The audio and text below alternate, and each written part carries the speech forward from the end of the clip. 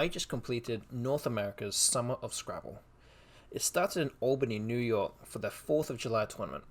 It was the first time I'd ever played in this event, and I finished in 5th place, just 13 spread points outside the top 4 prizes.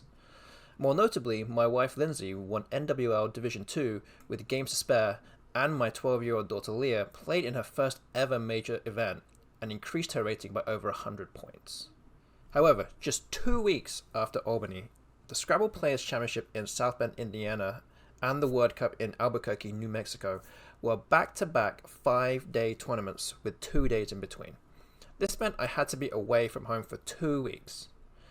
The quest for a record-extending third SPC CSW title was never going to be easy. I went into the tournament as the 4th seed behind many former North American champions. So here are some best bits from SPC.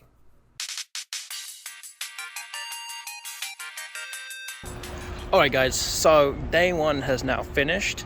Not quite the result that I have been hoping for. I'm currently 2 and 5.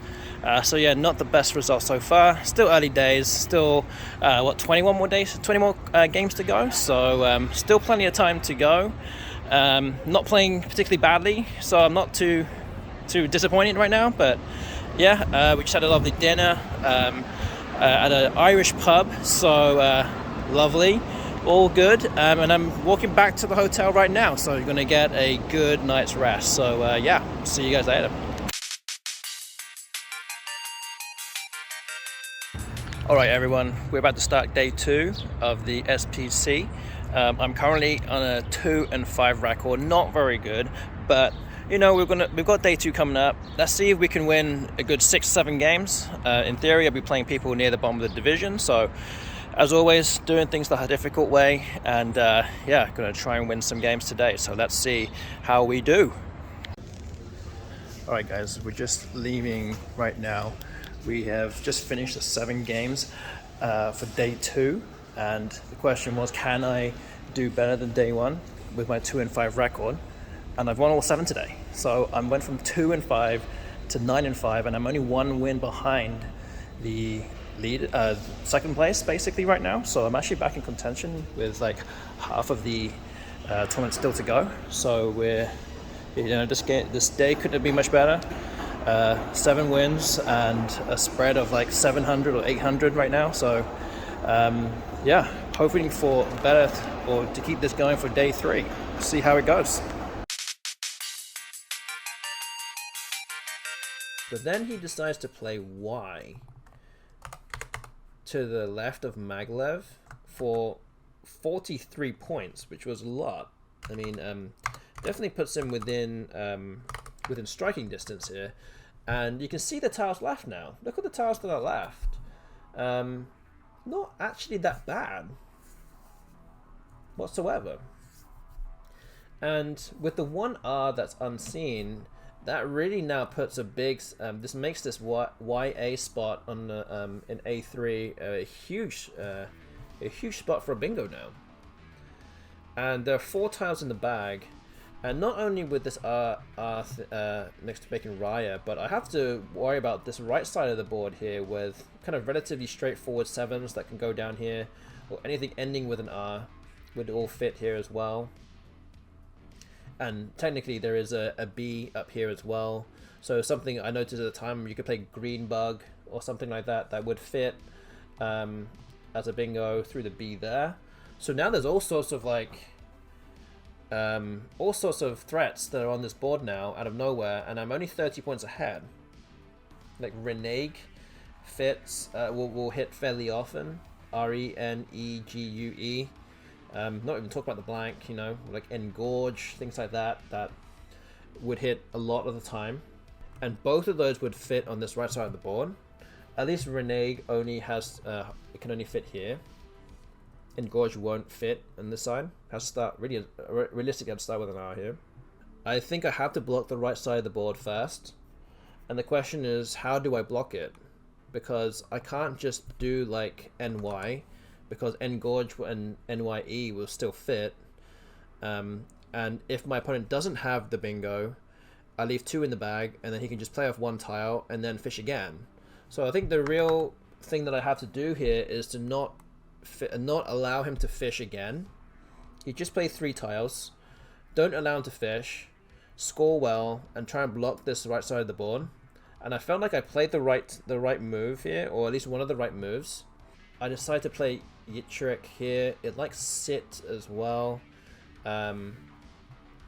Maybe because if you draw an E, you get Sentry or something. You can score a lot of points that way. And you can maybe outrun a bingo possibly, and this does leave 1 in the bag. So this is actually a pretty strong play, which I didn't actually even think about because it doesn't block anything. It's a kind of out of the box play with this 20-point play that's just up here. But yeah, if we simulate this, you can see that sit does come out on top after the sim, giving you like a 80, well, it's like a 5 and 6 chance of winning, almost 83% chance. And my move of Yitrick, well, actually all the moves below sit are significantly worse. So if you do sit and then you draw the E for Sentry, you get 20 plus 45, that's 65 points. And that's like a net 95 points that 95 points ahead that you will be. So your opponent needs to get 95 points or 96 points to win. So like if you play a bingo down here, you get like 70 maybe. And don't forget that I'm probably going to play off all my tiles too. Or with Sentry, I'm only going to leave like 1 pointers. So if you play something down here, you get like 70 points. And don't forget, you need like 96. Maybe say like you need 90 because of the count back. You need 20 points with 1 tile. Because I only leave 1 tile with sit. Or if you play Renege down here, you get like 80 points. And then you still need about 10 points, 10, 12 points maybe. Because you could probably get it with a vowel here, next to the W, or something. But if you like pick out a G or something, as the last tile, like you're definitely not getting that many with that. Then sit actually does look pretty good. But that is dependent on you drawing an E. But it's a very interesting endgame that this kind of throws up. And it throws up an option that I didn't even think about. And then what it turns out is I turned over my ladders and then do the tile tracking, and then he has this rack. So I'm like, okay, all right, you win. So he plays Reneged for 80 points. GNNOU left in the bag. I actually would not have picked out an E. This was game 23. My opponent went out with a bingo. Previous game against Winter, game 22, he went out with a bingo. And 2 games before that, I played against Ben Schunber and he went out with a bingo also. So within a space of 4 games, my opponent literally bingoed out to win the game 3 times. Alright guys, so day 3 has just finished. I'm just walking outside and going back to the hotel right now. I did manage to continue my winning streak of up to 10 games, so I went from 1-5 to 11-5, but unfortunately did lose 4 games in a row but won the last game, so I'm on 12-9 I believe right now. So we'll see how it goes on day 4. Got a very slim chance of making the finals, but all we can do is just win as many games as possible and we'll see how it goes. So yep, gonna go back to the room and go get some dinner real soon. So in a bit.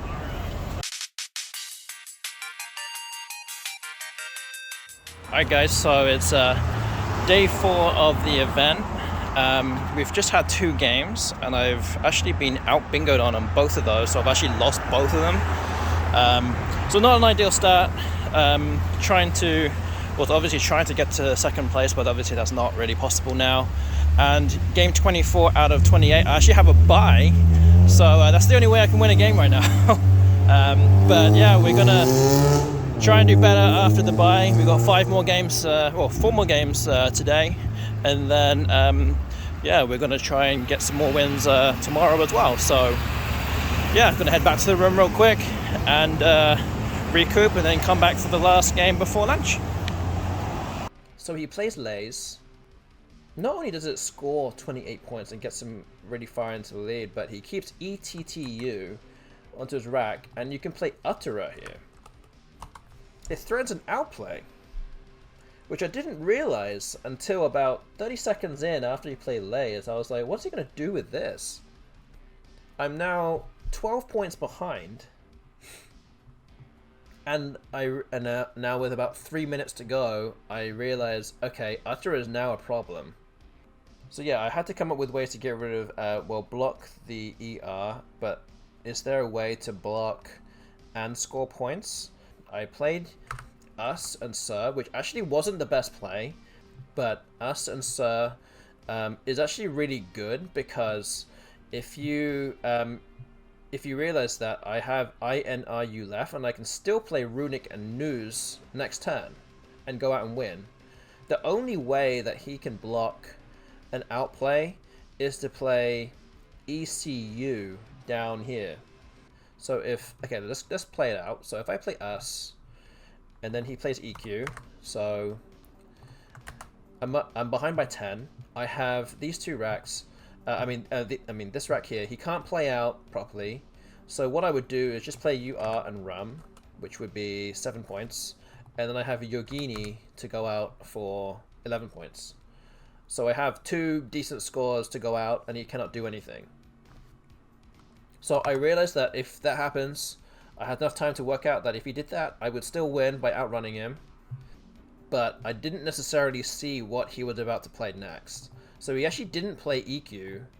He played ET here for 17 points. And I was like, whoa. But he only goes 22 ahead. I still have Runic to go out for 24, which he ends up challenging.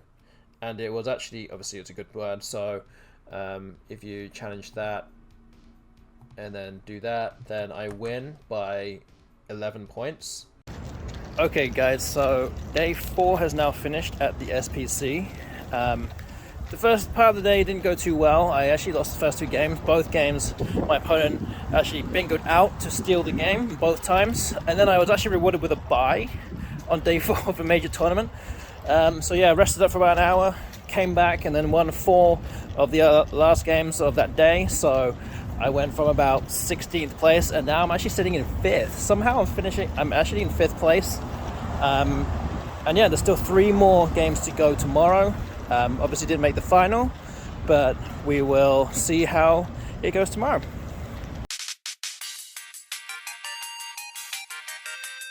This is actually, so a lot of you may not know this, if you weren't there, but I called the director at this moment in time.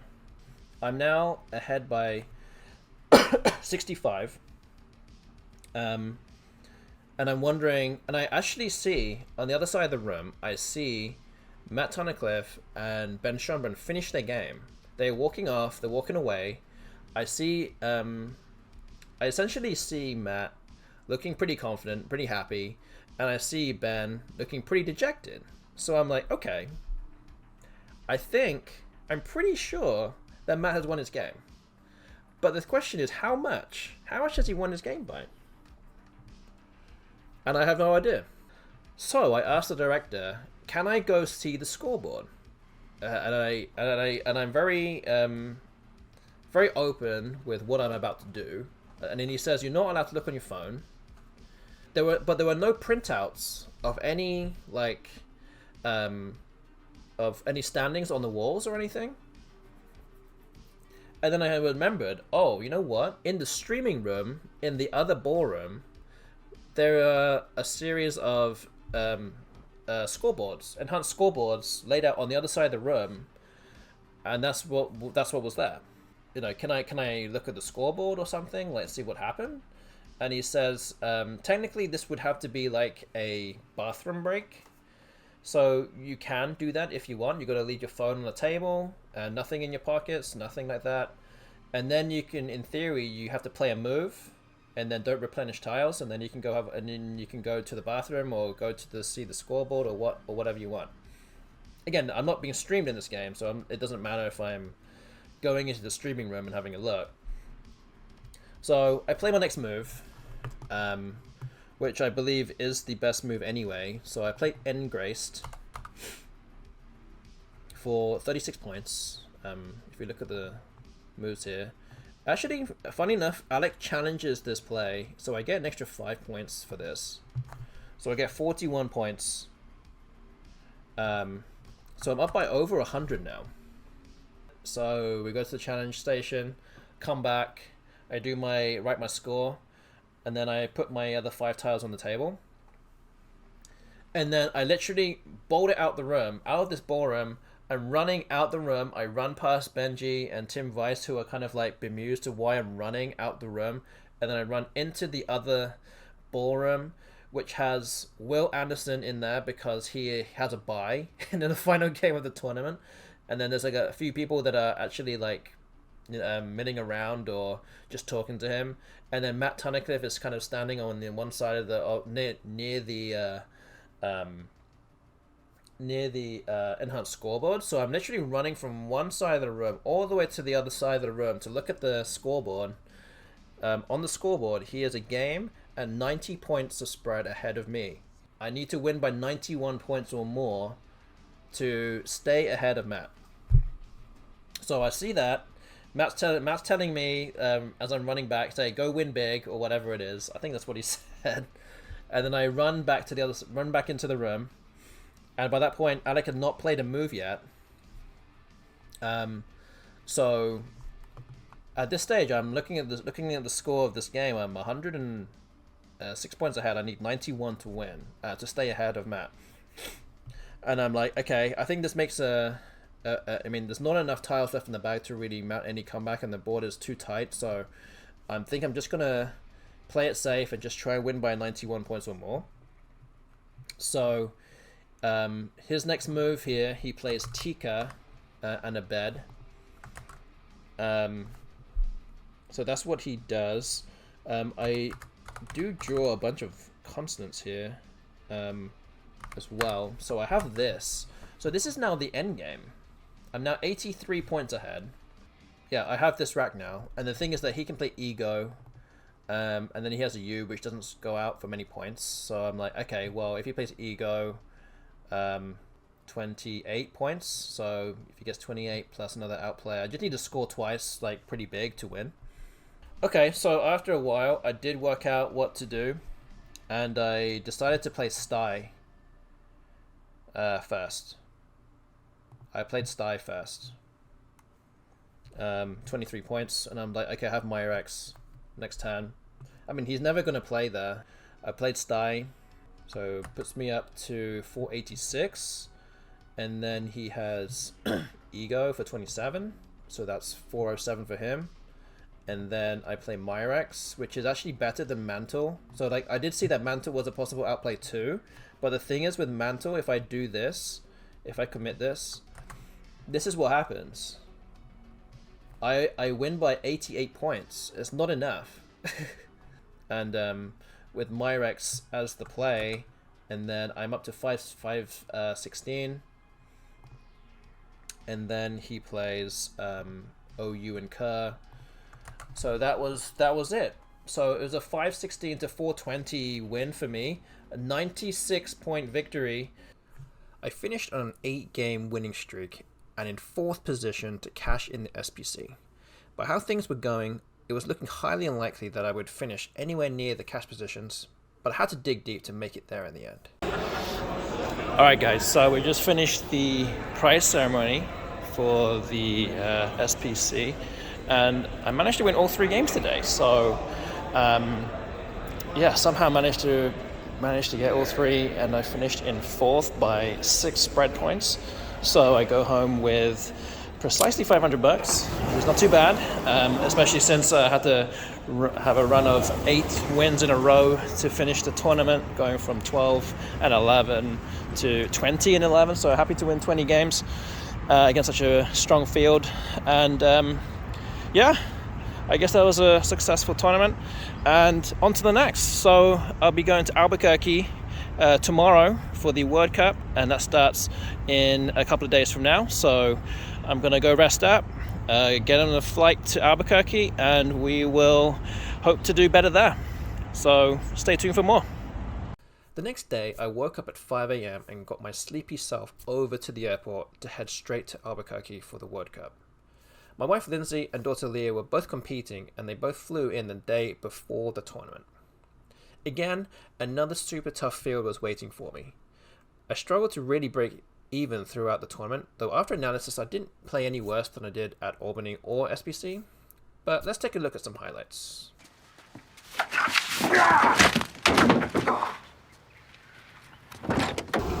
Wow, she's got a lot of protection here. The machine feels like this 45 degrees, and then they tell the actors, now you go behind the machine and you...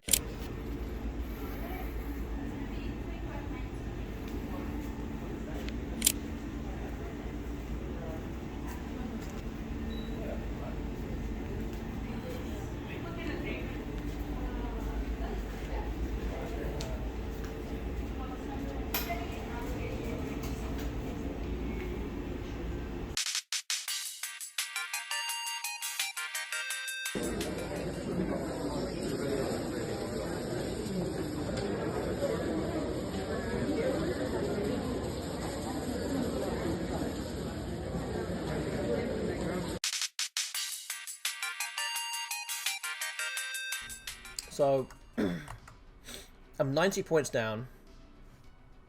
The board is absolutely terrible. My rack is absolutely terrible. Like, what am I supposed to do now? Like, I need to get rid of these eyes. I need to get rid of this J. I can't even do get like a big scoring play here. I can't realistically really hit the triple here. I've got no moves through the C or the L. I could play RG maybe, but then that would give away points next to it, just parallel to it, so that's not really great either. I can't even contemplate even playing KI here or something, because it would just give away too many. I could play KI here maybe, but like I'm now blocking off more lanes. So if we generate choices, my move is not even on the list.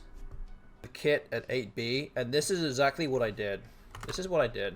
There's only one S unseen. Both blanks are already being played. I have one of the S's. Again, my leave is not great. IIJRS, so like I can't really hit the spot that hard most of the time, probably. Need to get quite lucky with the two-tail draw. If we put this in the analyzer here, the valuation is really far down. I'm scoring fewer points, way fewer points than all the other things here. So I played Trijats for 69 points. Giving myself a chance at this game now. I have to give myself a shot. I keep an eye. The final score was 426 to me, 378 to her. So, I was about 100 points behind. I was 105 points behind when she plays Topo. On a closed board, I somehow managed to pull this out the fire, win by 47 points. I don't know how I won this game. I was sitting on a 4-7 record, and I was like, okay, I'm playing Kit down here. I'm playing Kit here, and I'm like, okay, I'm ready to go 4-8 now.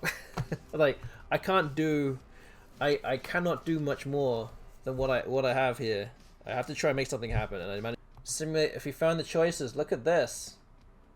101 points, mischosen. And guess what this guy played? Boom. I found it, 101 points. So now from being way behind, I'm now up by 60 points. Out of nowhere.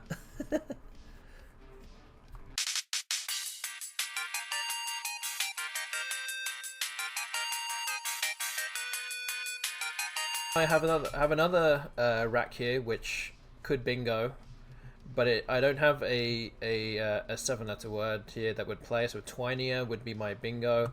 I'm also one letter off interweb, so I was even like contemplating trying to fish for something here, or even like bite wing, but that's 2 G's. The I floater is not good for me, but big brain play come in here. Watch this. Boom. Guess who played that move? Oh yeah. And I also get a +5 for this. He challenges Wintria, so I get 81.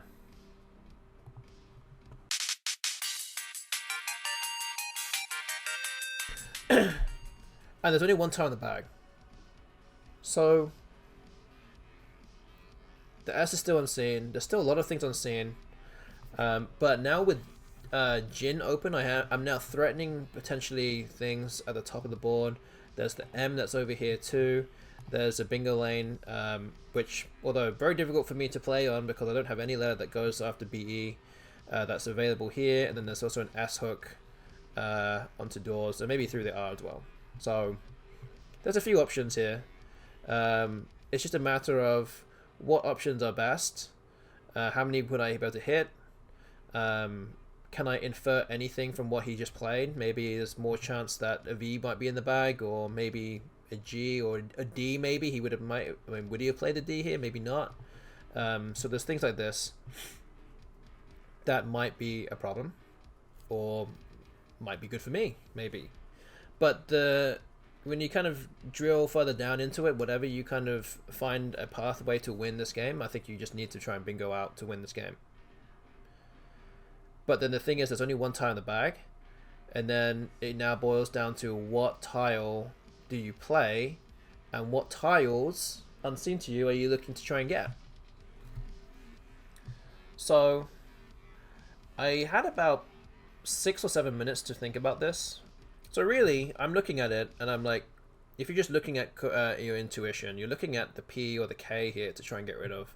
The CH goes well together.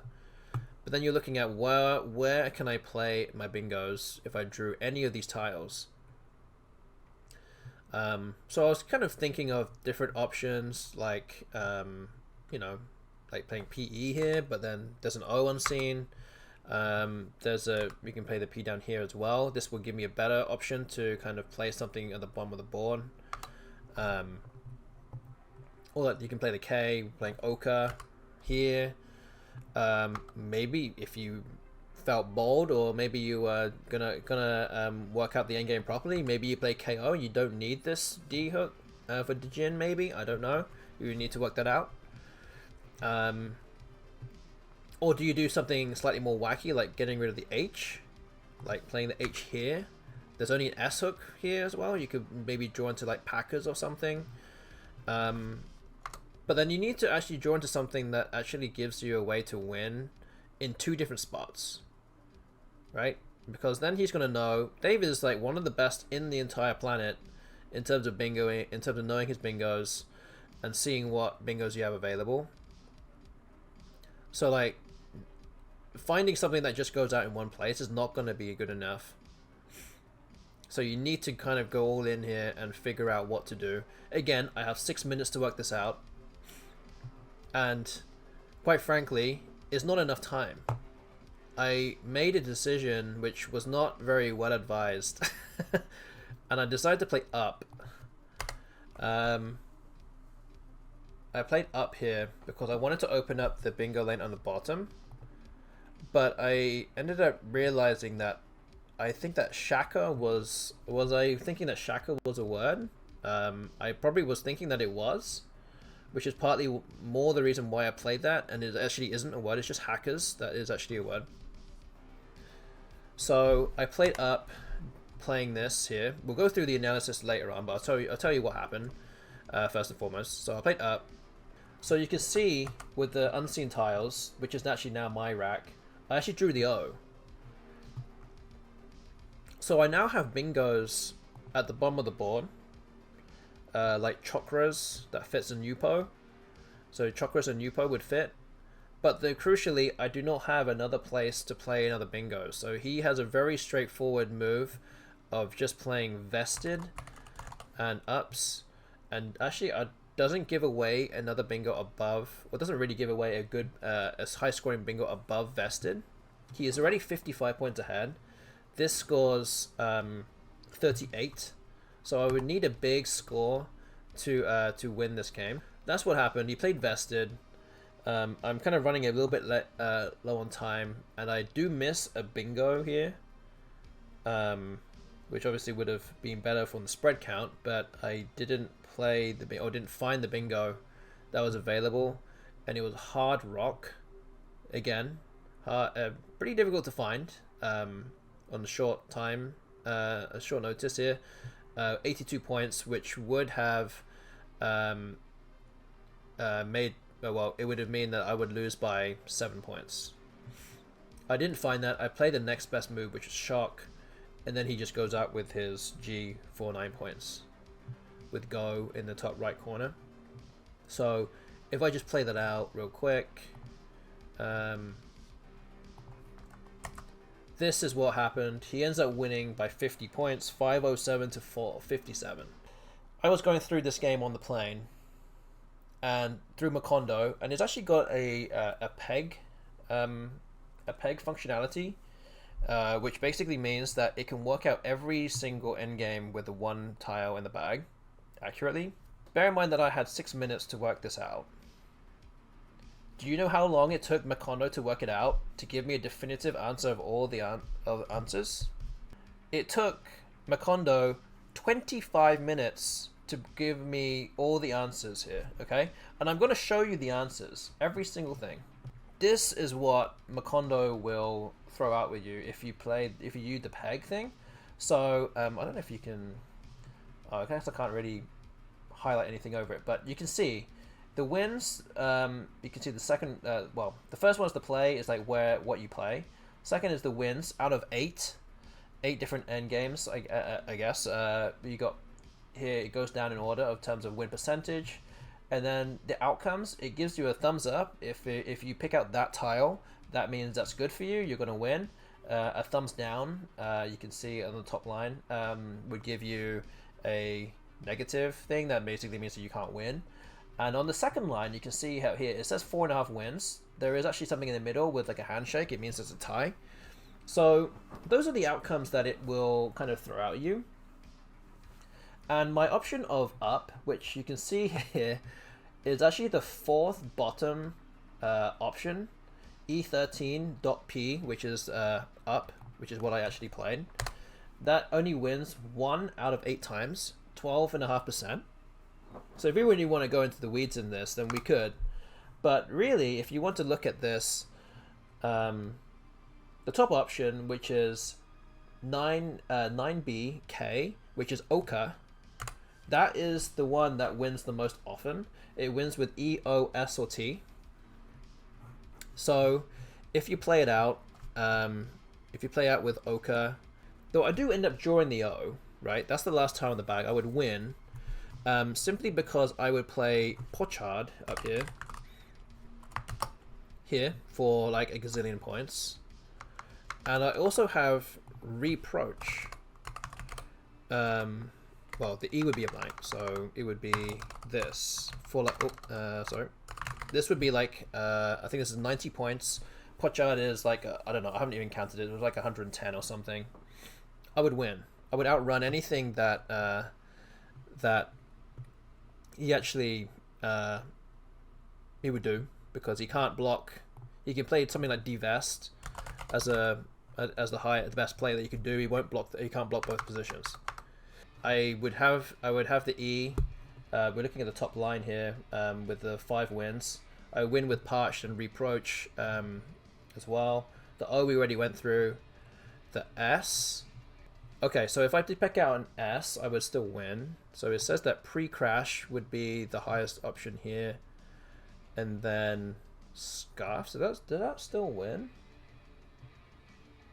So even, oh yeah, this would win because he cannot play Divest anymore onto the R of Door. So he actually does have he does have much worse options in terms of scoring.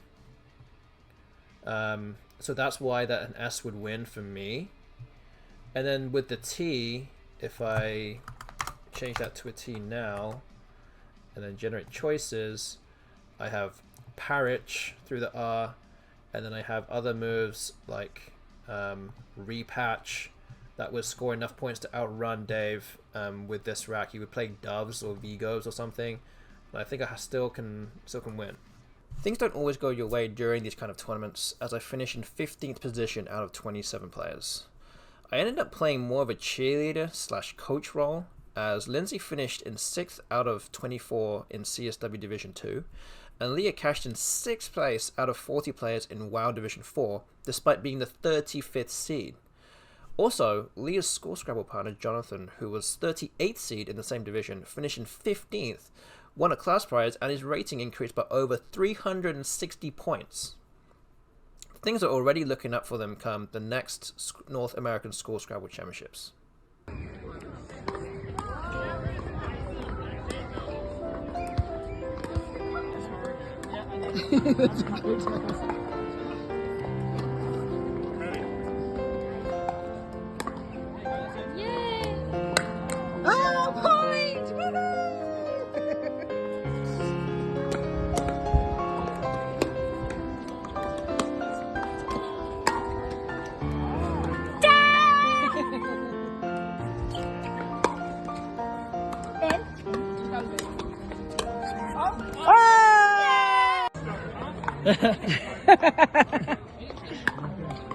Oh, that's in! Oh! Woo! Ace!